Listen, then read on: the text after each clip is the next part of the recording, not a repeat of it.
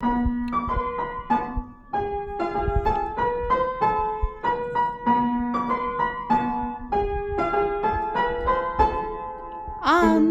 Çok seviyorum, onu görmek eğlenim.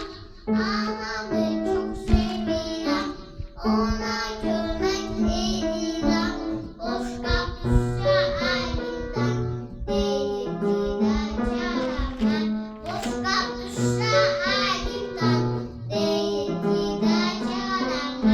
Bana da o zaman her isterim elimden.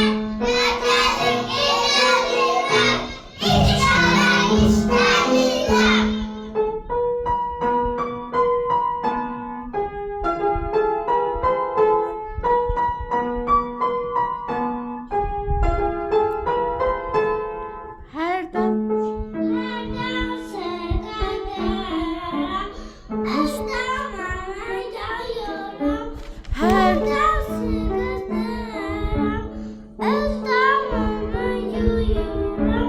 bak değil bak gülür nene değil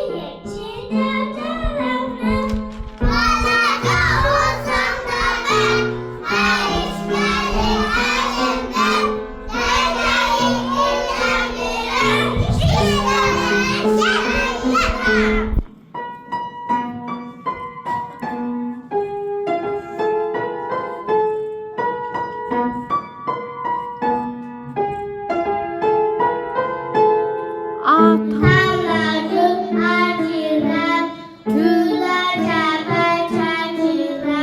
atamla gülə çəpər bir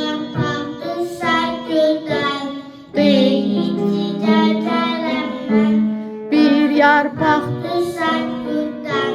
değil